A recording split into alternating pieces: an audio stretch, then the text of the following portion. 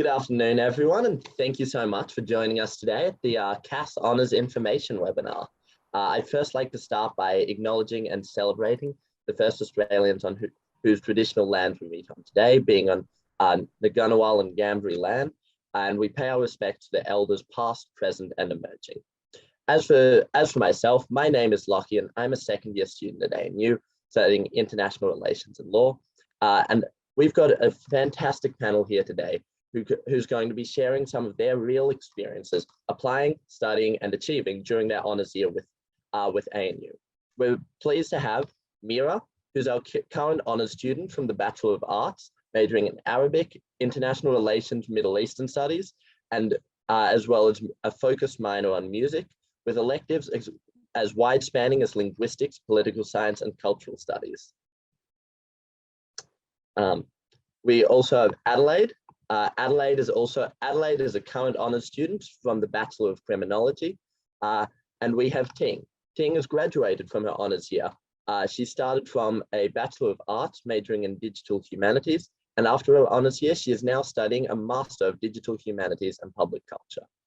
Today, we're also lucky enough to have Andrew Carfrae, the Deputy Manager from the CASS Student Office, to help brief you on some of the admissions and application procedures related to honours year. First, we'll start off with Mira. Mira has been a student at ANU for nearly 5 years, so I'd now love to invite Mira to talk through why they chose honours in the first place, how to be most prepared to start your honours year, and how to get the best support for your academics. Over to you, Mira. Alrighty, so I'm going to spend most of my time talking about why I chose honours to begin with, because I feel like it explains a lot about the other things as well. So first up, I spent a lot of time thinking about what really drove me to do honours after being asked to do this talk. And the first thing I know, it was definitely on purpose, but I couldn't think of a strong enough reason other than I just wanted to up the challenge of university. Like in some ways, I've appreciated the challenge of overseeing my learning and answering questions that have long been niggling at me, but there's definitely something more to it. First up, I wanted to take my research into my own hands. Until now, I'd been learning in very confined, separate spaces. Lockie went through my list of specializations, and through that, I've had a lot of very specific and separated ideals. Honours really allowed me to combine all of the disparate subjects that I was studying into one body of work.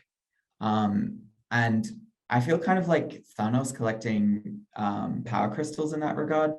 I have all of these disciplines that let me sit across a number of different spaces, and it's sort of a superpower. I have all these different lenses of looking at a given case study.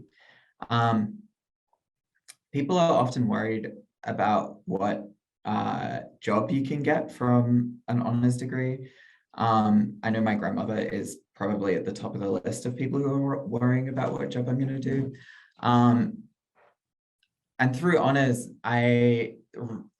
through this process of connecting all of my disciplines together, or my areas of interest together, I could sort of craft a very specific place that I wanted to go into. And that ended up being urban studies and the intersection of urban studies with settler colonial and post-colonial studies, which is basically looking at how spaces affect minorities. My second reason for wanting to do honours is I really wanted to contribute to the broader understanding of society. I guess my discipline of critical geography, urban studies, it's really vague because there's not really a name for it. But yeah, it's kind of in sociology area, but that's a very broad term. So unlike Thanos, I really wanted to use my research for good, and good that I could measure as good as well, and not just, pretend. My thesis really unpacks a lot about the way Canberra is built as a city, and also how it is used as a tool, how we can deconstruct and decolonize systems of oppression that are incredibly central to our society. And in doing so, centering First Nations voices and understandings of the landscape. this is something that's not really done in urban studies at all. Introducing oppression studies into urban studies just doesn't really happen. And so in that, I'm sort of contributing to this like holistic knowledge of society. Next up, I have answering questions that I have about my relationship to society. So I do a lot of anthropological, a lot of ethnographic work or autoethnographic work. And doing that, I've sort of positioned myself as the subject. I look at how my body is forced into these different categories through interacting with the landscape. And that has really allowed me to ask questions that I don't think I can ask in any other way. I have a very special connection to landscape now because I've spent so much time thinking about it, that I feel really quite privileged to have had the time to do that. So yeah, and these questions about why I'm here, why I have, the privilege that I have, when my privilege falls away. These are questions that like pervade my studies, and I have so much opportunity to answer them and answer them in depth through my studies. And the last reason why I chose honours, and probably my biggest recommendation for succeeding in honours and thriving in your honours, is the support that I've gotten from staff. I was fortunate enough to be raised by academics, and so I never had that thing where you're a little bit afraid of academics.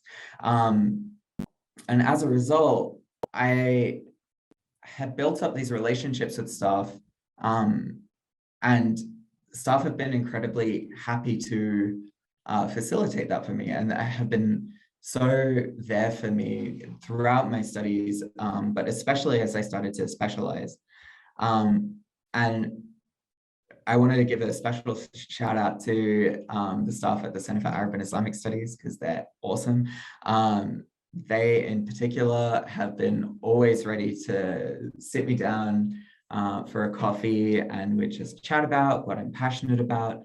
And that's really allowed me to develop this thesis over time, and also have a very dynamic relationship to what my thesis is. I've done a lot of reading. I've done a lot of like particularly methodological reading, and really gotten quite stressed about what I'm going to do specifically. But I've been guided the whole way by the honours convener, various professional staff, various academic staff throughout CASS even. I know I've sat down with the head of history. I've had a couple of chats to people in Indigenous studies or CAPA. So really just like had chats with everybody from all over the place. And again, with my thesis, there's so many interdisciplinary like fields that I'm drawing from, and I really need that support from everybody. And the staff at ANU are just so ready to give it. Literally all you need to do is be like, hey, can I have some information, please? And they will respond back with like paragraphs upon paragraphs of text being like, here's what I think you should do. Or alternatively, they'll just be like, hey, meet me for a coffee at this time, sent from my iPhone, and that's it. And both ways, you get so much out of it, and it's great. Did I address all of your questions, Lockie? I don't know, maybe.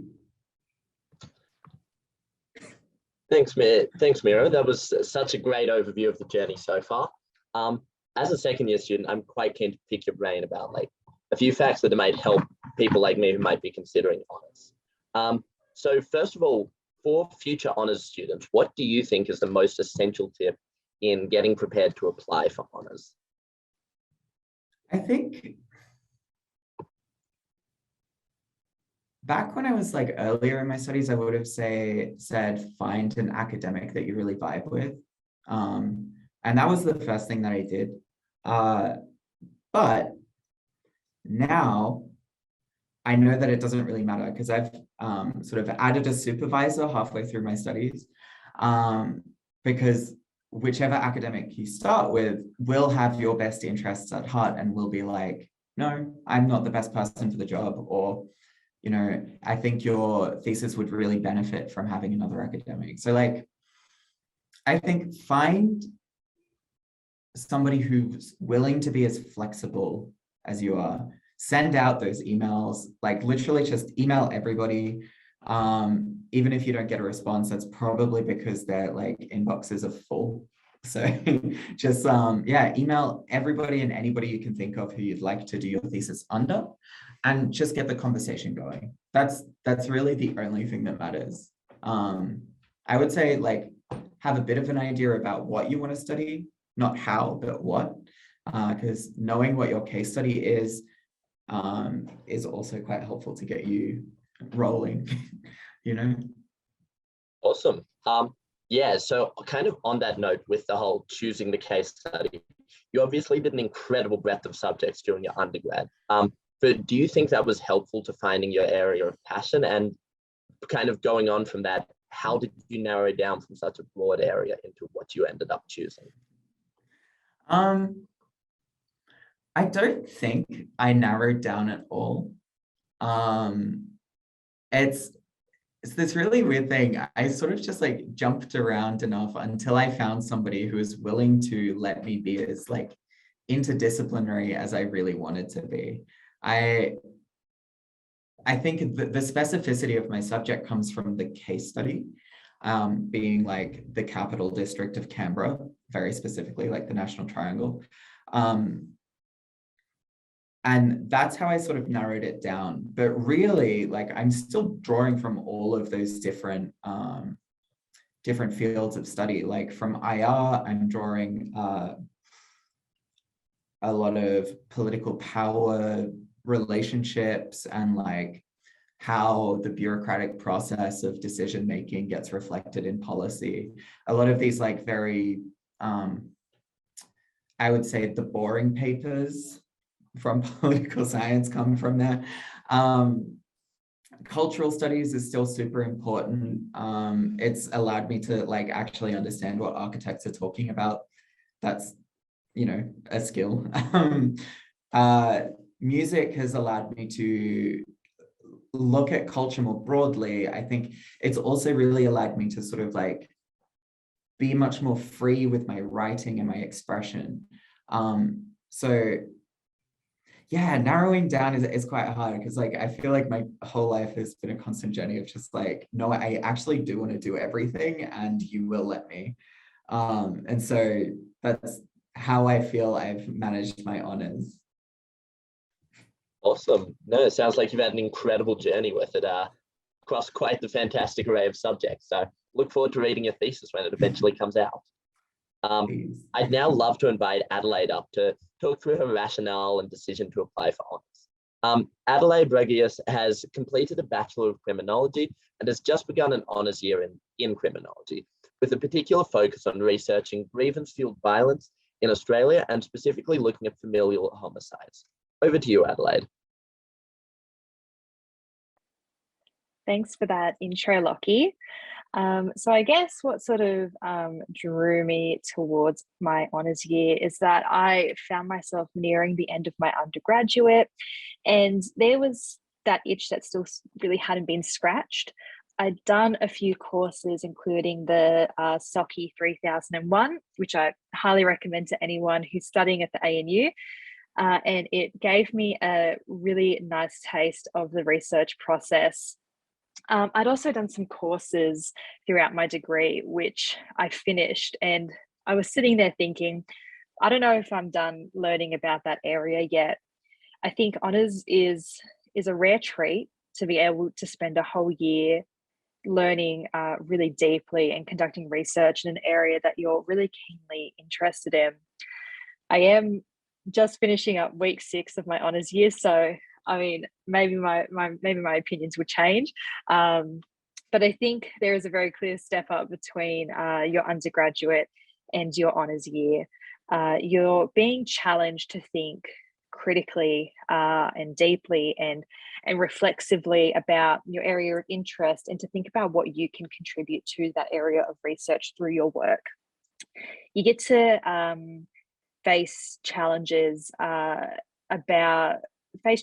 guess, in response to things that you haven't come up against in your undergraduate degree by design. Things like thinking about the ethics of your work and your position and obligations as a researcher to the groups that you study, but also to your sort of broader field of study. I think it is a step up, but so far it's definitely been a worthwhile step up that I recommend to anyone that isn't quite ready to leave university and wants to just think a little bit deeper about a topic. Perfect. Thank you, Adelaide. I'm really keen to ask you some further questions about the honours experience. So far, obviously, you're not that far into it, but what do you think's been the most challenging part of the process so far? Yeah, I think, well, I mentioned before that you're challenged to think really deeply and critically, but with that also comes an expectation of reading deeply and critically. The workload and the expectations, there is a very steep learning curve. It's one that I feel like maybe I'm starting to get up to the top of, and it's starting to look much more positive from this point on. But it definitely was a challenge at first, and I think you've really got to reorient your sort of expectations about how much uni you do in a week, and how much you're going to commit to your honours year. Yeah, that makes sense. So is there, in terms of like current things that have been difficult, is there a specific way or projects that you might do that you think will help, improve on things that you're finding difficult?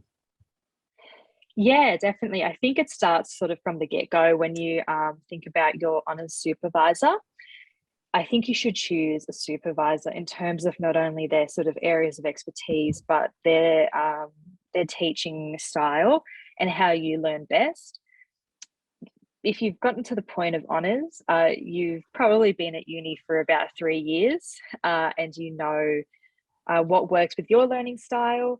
And you need a supervisor that you can feel you have that free and open communication with, and that you're not really sort of clashing from the get-go. Apart from that, I think, again, you've probably gotten close to finishing your degree. Use the techniques and skills that you've developed throughout your degree and expand upon them and challenge them and continue to refine them. If you know you study in a certain way, if you're a visual learner or you learn best by talking to other people, keep employing that. There's no point trying to reinvent the wheel in your honours year. And I think, again, just being prepared to devote yourself more and more to your work, not only because you have to, but because you'll find that you really fall into it and because you love your research. Perfect. Thanks so much for that advice. Really, really appreciate it. And I'm sure the entire audience is lucky to hear it. I'd now love to invite Ting up to come have a chat about her honours year so far, about her experience with CASS honours. So Ting originally comes from China and has undertaken a Bachelor of Arts with a major in Digital Humanities and Psychology.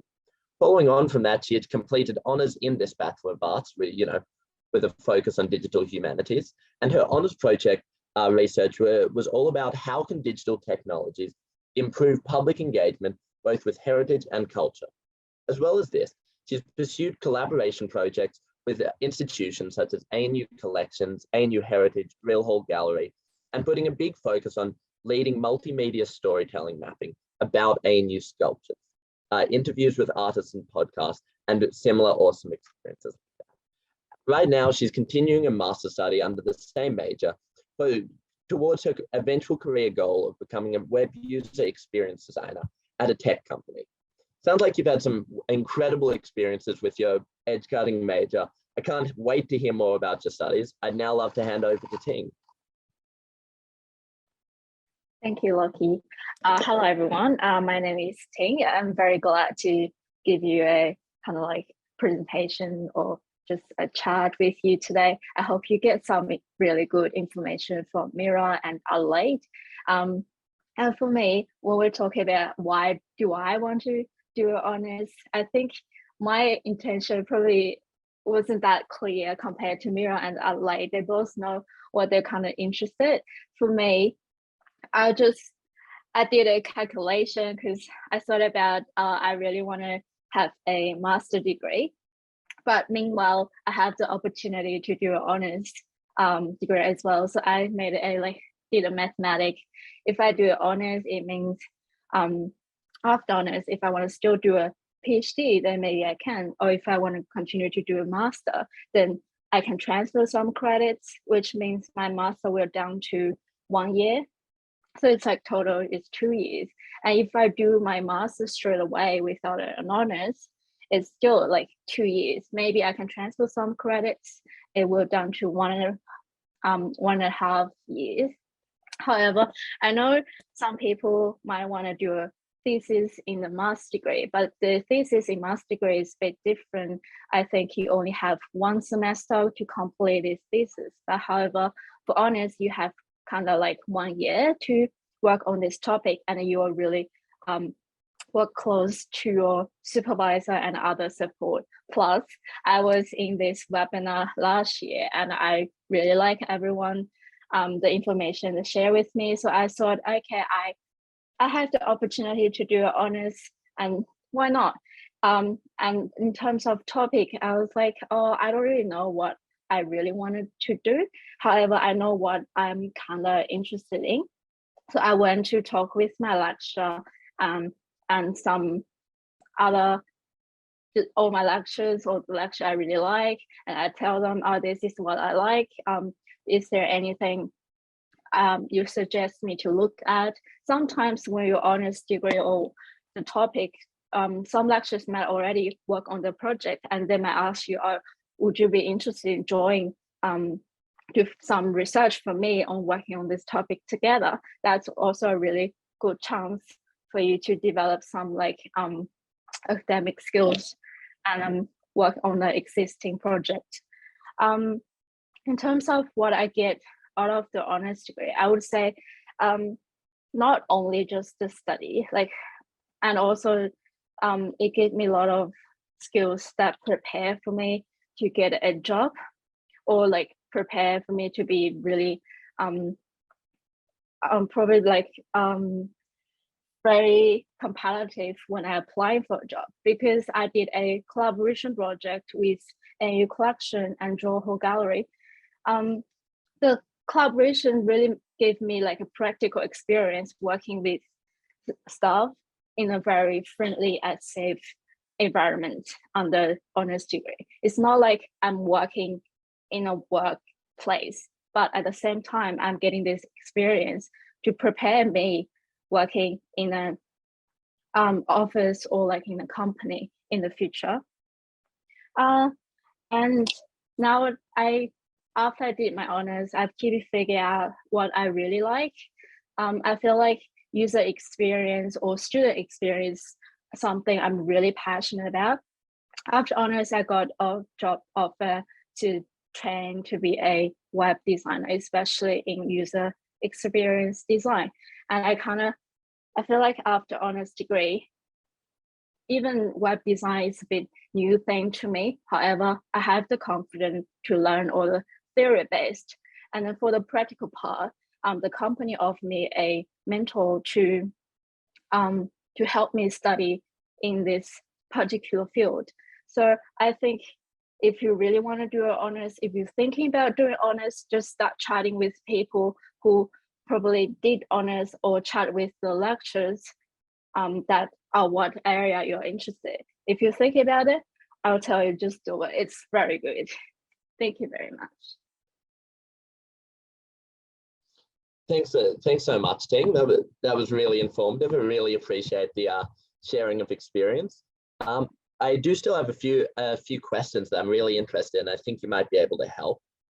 So in terms of following on and doing masters in a similar topic area to what your honors and ultimately your undergrad was about, you feel that doing honors will be beneficial or even essential to your master's study? I think studying in a similar subject, it will help you learn this knowledge quicker. And I feel like combining what I learned from bachelor So I did digital humanities and psychology. If I didn't do a psychology honors, however, I can combine those knowledge into one kind of like topic, research topic. My topic is like public engagement, which falls into a little bit with psychology. I use psychology theory in my design as well. And I would consider it's like a very creative and innovative way, which lead me to this like job with like Canberra Innovation Network. And also in master, it's kind of give me some idea what I already interested in, what knowledge I have. So in master, I can further strengths, advance my skills, and also like get more practical experience. Yeah. Thanks so much. So yeah, on that kind of note of practical experience, and you've touched on this a little bit, but I'd love to know, what skills do you think that you've gained by doing your honours here? Do you think might make you competitive in the workplace? I think for honours degree, it definitely gives you a lot of depth understanding in your field, which strengthens your like academic skills or like work skills in a certain field. However, honours still give you like soft skills to get a job. I was talking with my colleague yesterday, one of them just telling me the resume will show up, oh, okay, what skill set you have, and honours is a really good degree to have, and then what kind of research you did will really make your resume stand up. And at the same time, after you get into the interview, for the interview, most time would be like interpersonal skills, like communication skills, which if you're doing like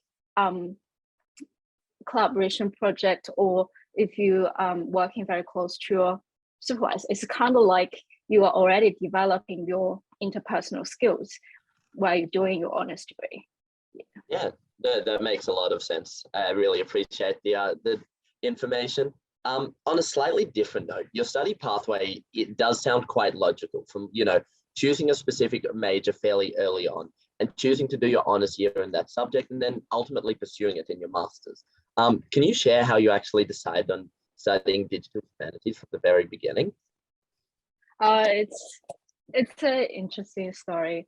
I did a little bit architecture when I'm back in China. However, it's a good field, but it's probably not my field. So I went here, and then the reason I'm doing Bachelor of Arts, because it gave me a lot of opportunity to choose different project or different disciplines. The first semester, I just tried out lots of 4 different courses. And then I didn't think digital humanities is something I would interest, but I still tried it. And I still remember the first question I asked my supervisor is like, do I need a laptop for this class? And I was doing digital humanities. However, I think this is something I'm really interested in, like digital humanities is my thing. I keep doing it until today. My supervisor just telling me, oh, you can do this. I was like, I didn't even use this project or the software before. How do I know? She's like, you can do it. We believe you. I was like, okay, sure, I can do it. And I did it. Amazing. No, it sounds like a really cool study path. Really interesting story. Thanks so much for your wisdom, Ting. I really appreciate the advice. Without further ado, I'd also like to welcome Andrew Carfrae. We're very honoured today to have Andrew Carfrae join us, the Deputy Manager from the CASS Student Office, to talk through the honours application procedure. Following his introduction, he's also going to stay online with us for the Q&A session, which is going to be really useful for any questions related to admissions. So I'd love to welcome the lovely Andrew Carfrae to have a chat. Thank you, the lovely Lockie. Yeah, I'll try and keep it brief, and we'll get to the questions in the Q&A. So I'm here to talk about the admissions requirements, how to apply, and when to apply, and through what portal and what you will need. So pretty much there are 2 entry points of the year. There's a mid-year entry for second semester, and then there's a end of year entry for semester 1. Now, there aren't very many opportunities for entry for second semester, but if you are concerned or you're wanting to come into your, you want to apply for honours for second semester, then it would be really good to contact the convener just to see whether there would be courses available and whether you would be able to apply for that semester. I know that some disciplines like history and sociology and IR don't really have second semester entry, but other disciplines like philosophy, lots of people come in second semester for that. The application dates are 31st of October for first semester entry and 31st of May for second semester entry. For psychology applications, for people doing a BA with a psychology major, their specialisation is the 30th of April deadline. So you should apply before that. So first of all, I just want to say also that you need to check the requirements of for honours and honours entry for the correct honours program. So when I say that, if you are doing a Bachelor of Arts, then you should apply for Bachelor of Arts honours.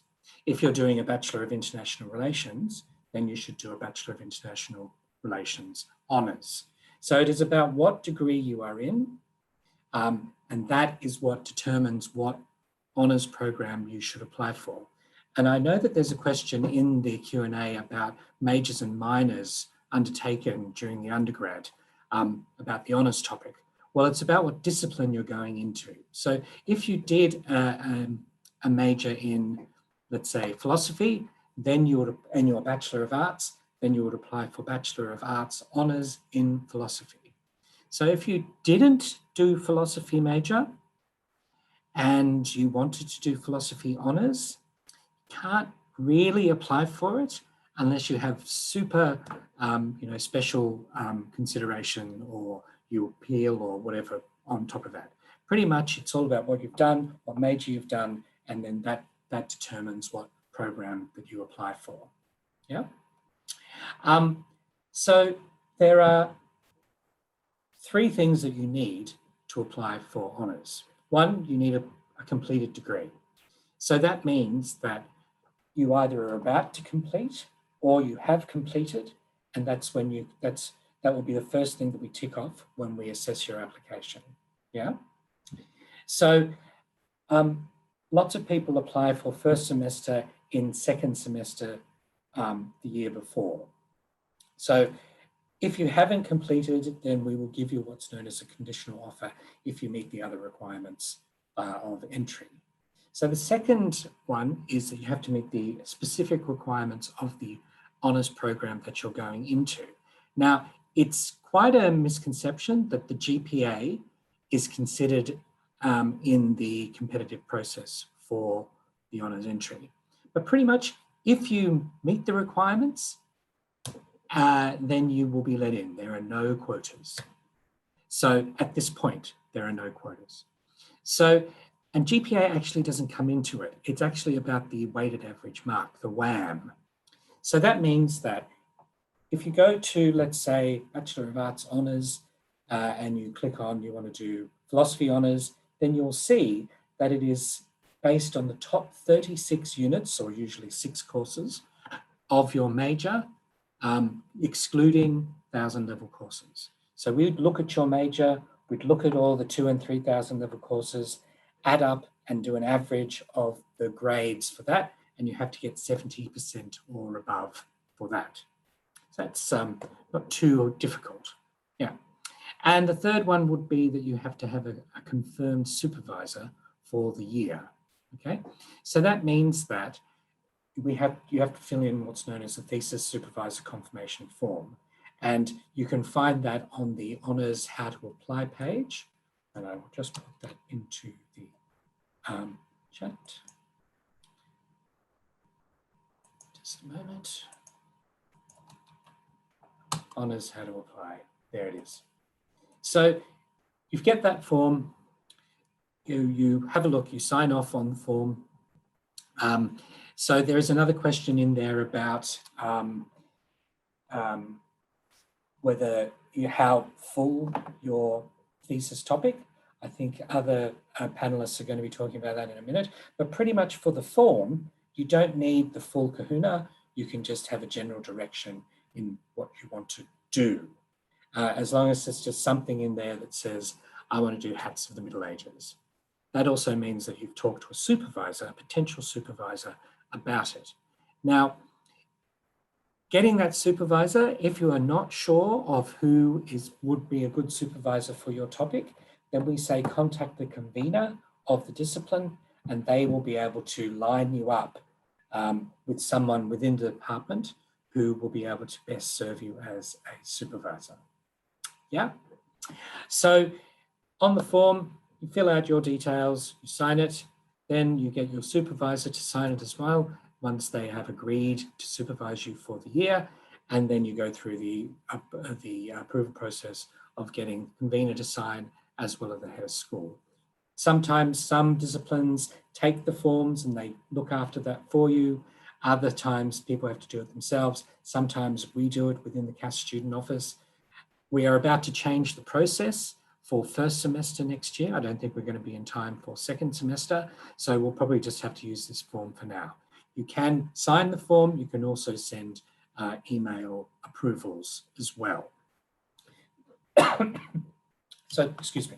So once you have that, you go to the programs and courses page, let's say for Bachelor of Criminology Honours, go to the top part, that's on programs and courses, you click apply, and then you apply as if you were applying again to the university. You may be a current student of the university, but when you apply for honours, it is as if you are applying for the first time. So you don't have to provide a transcript. We already know that you are here and what your marks are. So if you're an ANU student, you don't have to do that.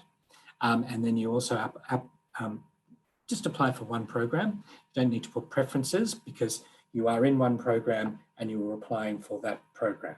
So it may ask you what your preferences are, but you only are applying for one according to the degree that you are in. Then you would upload the documents, thesis supervisor confirmation form being the main one, or emails or whatever. If you're having difficulty with that, then contact our office or the school office of where you're applying. So I'll just, and then what happens is that we get the applications, we assess them. You might get what's known as a conditional offer, which means that you've met all the requirements, except maybe you haven't completed your degree yet. But you'll get an email about that from our admissions office. So I'll just have a look at these questions now. Oh, one other thing. So with other universities, if you are from another university and you want to apply for honours at the ANU, then it is the same process because everyone is applying as if they were a person, a fresh person, not necessarily an ANU graduate. Yeah. So if you are from another institution, that's when you do need to provide an official transcript. It needs to be official. We can't have a screenshot of your grades or anything. We need to know officially what it is. You would also need to provide a thesis supervisor confirmation form as well. And again, if you are having difficulty matching yourself up to a supervisor, then contact the convener with that. If you haven't got an official transcript yet, or you haven't graduated yet, so they're not going to give you one, then just tell us that in the application, and we will make as part of your conditions that you need to provide a proper official transcript. Okay, so that's about it from me, I'd reckon. Lucky. Great news. Great news is that we have a whole heap of questions for you. Thank you so much for that very helpful advice. I think students are still keen to get even further clarification. So if you're happy, if you yourself and maybe some of the other panelists are happy to answer a few questions, that would be incredible. Totally. I think, Andrew, you were happy to answer this one. Is honours something that can be done via distance or online? Since it's a research-based thing, it seems like this should be possible. Yeah, that's a very interesting and topical question, considering the COVID. It can be the question on everyone's lips. We are, the official party line is that we are an in-person university starting from this semester. If things change, then there might be some opportunity for distance education, but pretty much it is in person in Canberra. You've got to be here. And if you wanted to make a case for doing something via distance or online, it has to be a pretty good case, as in I can't leave my country, etc. So that's the official line on doing it in person. I mean, I also think it's pretty good because it's better to go and be amongst your cohort of other honours students. There's a social element to that as well. So I just don't think it cuts it if you're doing it via distance. Yeah, perfect. I think that makes sense. And so you've kind of covered this one already, but just to make it expressly clear, you talked about GPA. We've got the question, what GPA would be considered as competitive in application of honours? Maybe if you just want to go through that in terms of WAM. Yeah, that's exactly right. So as I said, GPA doesn't really have anything to do with honours. You can totally, as long as you've got 70% average or above for the top 36 units or 6 courses in your major or whatever else the specific discipline requirements say, you should be fine. So, you might have a GPA of 4 because you didn't do so well in other courses, but you did really well in sociology. So that would get you past the post with that. I hope that's clear. Perfect. Yeah, I think that's super clear. This one, I think Mira expressed some interest in answering. How much of an idea of a topic do you actually need to have before applying for honours? And following on from that, how much does your topic morph during honours? So for me, the answers are vague and a lot. So my initial field of interest, like the one that was written on my form that I got my supervisor to sign, was looking at a comparative study of queer spaces in Amman, Jordan, and Canberra, Australia. Then I shifted into a more like ideological lens and was like looking at how architecture dictates ideology. And then I moved into what I'm now doing and what is going to be my thesis because I'm too deep in to change it, which is how white supremacy is built into the landscape of Canberra. Evidently, all of those different things are so totally like different from each other that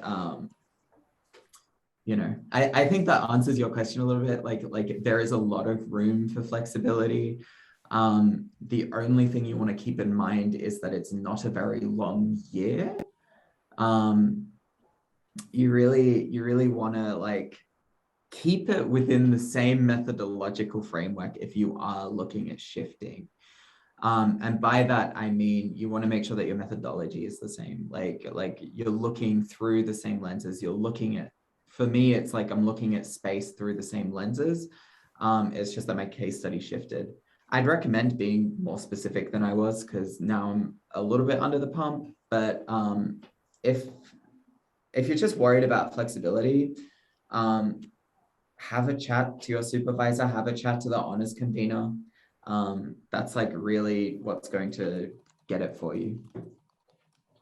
Perfect. While we're on this note, I was wondering about an answer to this question. I think it's quite broadly applicable. You've talked about changing your topic in the middle of honours year. I think Ting maybe had some wisdom on like the pros and cons, any suggestions and advice. So if you are planning on changing, what are some of the benefits of it?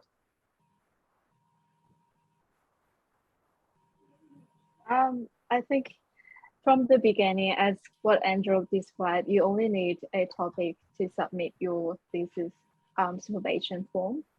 I think around that time, I'm not too sure what I wanted to do, but it's within the heritage and culture, but totally different topic. However, because of COVID, it makes everything very hard. So I was working very close to my supervisor. I originally tried to look at the scope would be Canberra, then we found it's probably not feasible doing it during COVID, then we changed the topic, kind of not change the topic completely, but change the project mid of this year. I know some people change the topic mid the year.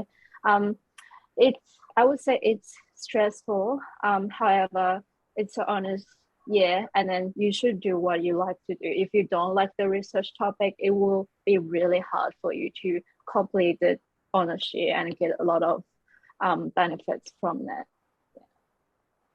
Perfect. This one's for Andrew.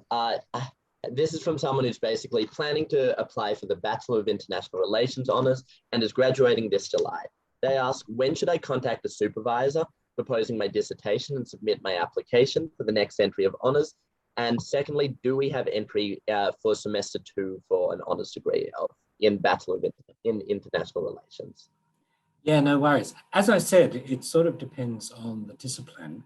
Now, I know that probably for semester 2, there won't be BIR honours entry for this year, but by all means, contact the convener and ask, because it is all about availability of courses.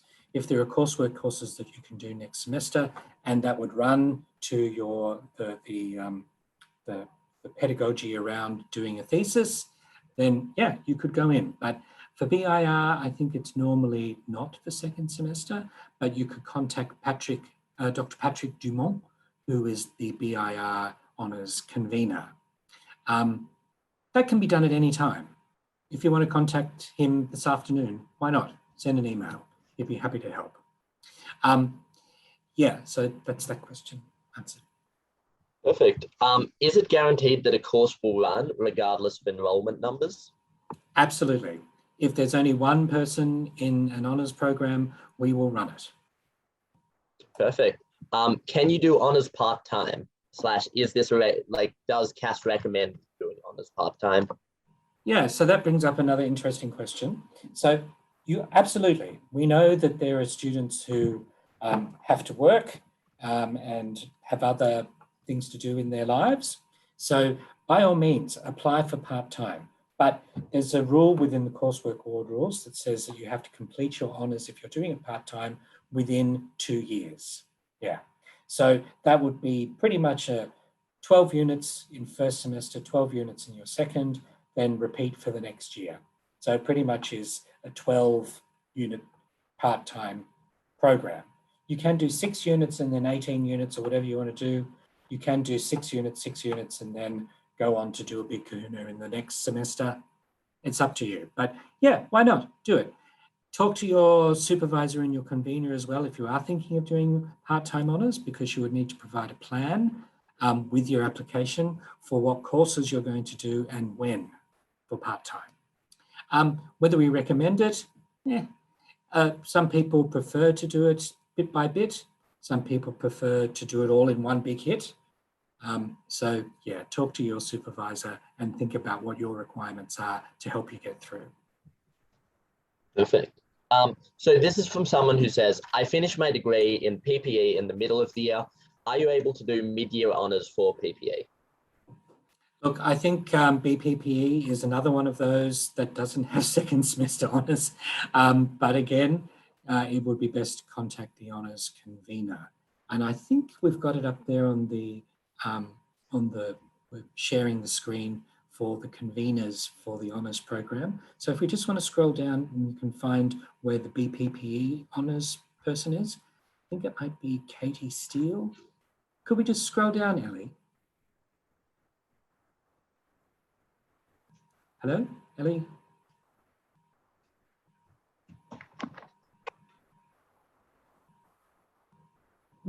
Okay, well, anyway, so she will get to that. So I think it is Katie Steele, but maybe I will check just a tick. Perfect. The next person has 3 questions. Yes. 1, doing part-time honours, can you do that alongside coursework for another degree? Sorry, that was my very curt answer. Look, you can, it's not recommended though. Some people, if they're in a flexible double and they haven't completed the other one, they have no choice but to do it. But normally it's called concurrent study. So you would have to put a case together and it would need to be approved by our office for you to do it. Pretty much everyone who does a flexible double degree, they're doing honours, they've got 2 degrees, one of the degrees they're putting on hold while they do honours in the other degree. Yeah, that's called concurrent study. Sometimes people want to do courses at the same time. Now that's not necessarily the best idea because I think people should really concentrate on their honours. And again, you would need to have an approval from this office for that to happen. Perfect. Next is, can exchange units approved towards a major be used to calculate the qualifying GPA? So no GPA, like I said, but for the WAM, yeah. If you've gone on exchange and you're going to be doing BIR honours and you did IR courses over there that would count toward that degree and you did well or whatever, then yeah, of course. So as part of your application, you would upload your transcript from your exchange and make it pretty clear in a little statement to say, I want to use these courses toward this. We would have to do equivalencies for marks, but that's not hard. So yes, do that. If accepted to honours, does a program count as completed in itself or only after honours is completed? I think I know what you mean. So yes, so you complete your undergraduate degree. So let's say you're doing Bachelor of Arts and you want to do Bachelor of Arts honours. So yes, you complete your Bachelor of Arts, bing, and then you complete your Bachelor of Arts honours. 2 distinct degrees. Perfect. This one might be for Adelaide. What's the ideal way to cold approach prospective supervisors? Should I write as much as I can about my goals and interests in an email, or should I only express my interests? That's definitely a very fresh dilemma in my mind, and I did find it very daunting going up to these people that you hold in such high regard and basically asking them to take you on board for a whole year. I think the very first thing you do before you start emailing supervisors, potential supervisors, is have a read of them, look on their researcher profiles on the ANU, learn about their areas of expertise, learn if it's even perhaps relevant to what you want to study. Of course, sometimes supervisors can go beyond their sort of area of expertise, but if you have the opportunity to work with someone where this is their passion in their life, you'd really be disadvantaging yourself not to. The second sort of step with that is to remember your email etiquette. Keep it professional, but also keep it to the point. I approached my supervisor knowing that their expertise was in line with something I was really interested in. And I went in pretty open-ended. I just sent a little bit about my interests, any sort of research, things that I've done in the past, or anything that I've studied that's really stuck with me, or even things like a particular methodology that you're really interested in learning more about. I think approaching with a sort of very rough idea of what you want to look at, but keeping yourself open to perhaps joining on certain projects that are already in the works is a really good approach. And it also allows them, I think, to tailor your work to sort of what they feel needs to be done in that space. I think also one very important thing is to just ask them as well, are you even taking on honours students this semester? I think preface that at the very beginning of your email, just to, I'm just inquiring if you are considering taking on any honours students for the year. But yeah, I think just keeping it being a professional and to the point at the forefront of your mind, and you will be sweet. Perfect. Perfect, great answer. This one might be more for Andrew. Are there any scholarships or financial support available for taking your honours here? Yeah, so there is an honours scholarship. I'll just put the link to it again in the chat. So this is, you don't apply for it. Everyone who applies for honours, because it's merit-based, we then get all the applicants and we look at everyone's the academic merit. I guess the GPA counts here because it is based on GPA. So if you're going for a scholarship, make sure you get a good GPA as well. But it's about $5,000 for 1 year of full-time study. There are some other scholarships. So if you go to the ANU, find a scholarship, CASS, look at all the other scholarships, all of them are there. So, yeah. Hope that helped. Apologies. What's the minimum qualification that a supervisor should have to, supervise honours here? Do they have to be a professor? I think Mira was keen to answer this one. So it really depends on your subject. I know for languages, for example, it works a bit differently. You don't even have to be a PhD holder, but I think the minimum requirement for more academic subjects is definitely somebody who's got a doctorate or a PhD. So that is the thing to look at. If it's for languages, there's another qualification that exists that I forgot the name of. And that also works out. So if you've got somebody in mind, ask if they're taking on honours students, and then both of you or just you can ask your honours convener and see if you can do it with them. Sound Perfect. Can I just add something there as well? That's a great answer, Mira. Yeah, you can get supervisors from outside of CASS as well, if you wanted to. Yeah, it has to be confirmed by the convener and the head of school. So yeah, I'm just putting that out there. Perfect. Is there support for disability in honours? Back. I don't know if I said I would answer this one or if I'm just butting in, but the answer is yes. So access and inclusion does extend to honours. It's the same process as undergraduate because it's still technically an undergraduate degree. There's also the Disabled Students Association under ANUSA, who are also there to help out. I, for example, have ADHD and autism, and there's a lot of assistance that I've gotten, a lot of like leeway with assessments and whatever. You can run into a head with the final thesis deadline, but that's more because of the framework for marking, if that makes sense. Like they need to have time to send your thesis out to the people who are going to read it or whatever. But apart from that, yeah, there's a lot of support. And again, the staff are lovely and will support you through anything and everything. I know I've struggled a lot with remote learning and sort of like being locked in my room and being forced to write. Fortunately, that's not the case anymore. But yeah, just keeping in contact with your supervisor will really help out with that as well. Perfect. This one is for this one's aimed for Andrew.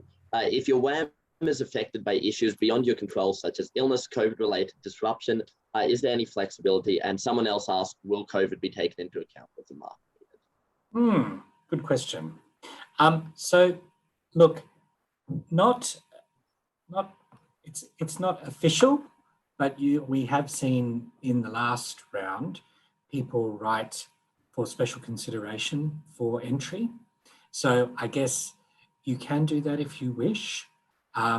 So yeah, I guess you can, but you would need to write something, a nice, maybe pager to say how it had affected you and how it had affected your marks, just as a bit of a backup document to your application. Perfect. Someone asked, what are the benefits of doing honours at ANU over another institution?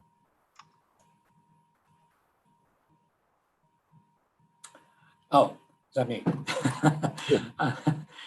Anyone else like to answer this? Look, I'm totally biased. I think ANU is a great university with some amazing academics. I think there's a lot of support. I actually think Canberra is a great place to come and study and come and live. So I'm totally biased. Mira, what do you reckon?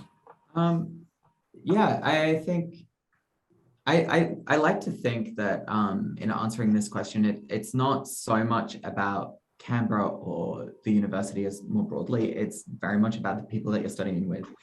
you're moving on from the next part of your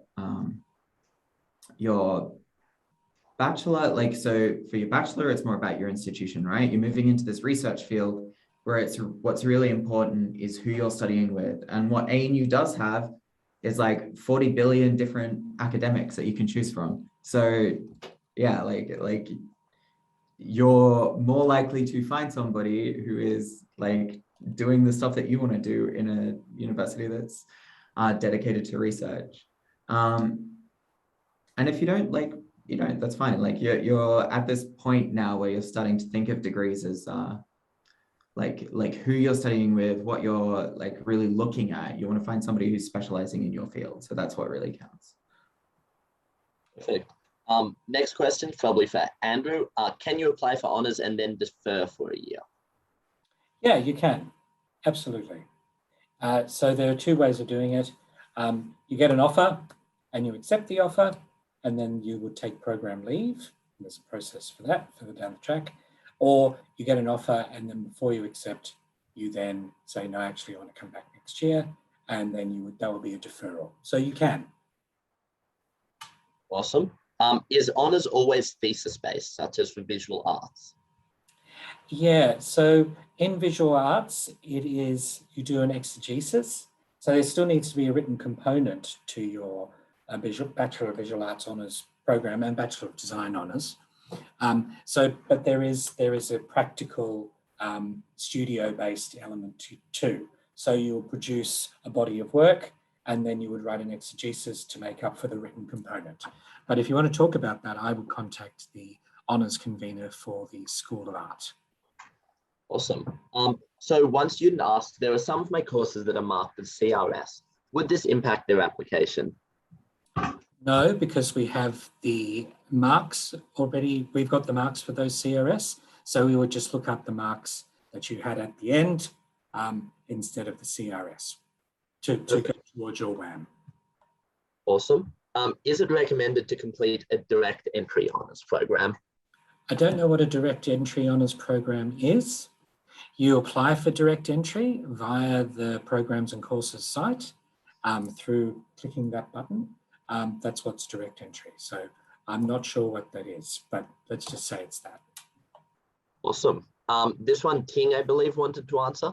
Why is doing an honours then a one-year master's better than going straight into master's? I think it's not about better or not better. I think it's not more about personal choice. I think for, like I said before, for master, you probably only have one semester to do your research and focus on your topic. But however, for honours, the courses are designed to help you doing a research. Like some of your assignment you write for the honours course, then you can directly use it into your thesis, which kind of like helps a lot. And also for honours, after finish honours, you don't necessarily need to do a master if you don't want to. You can go straight to PhD.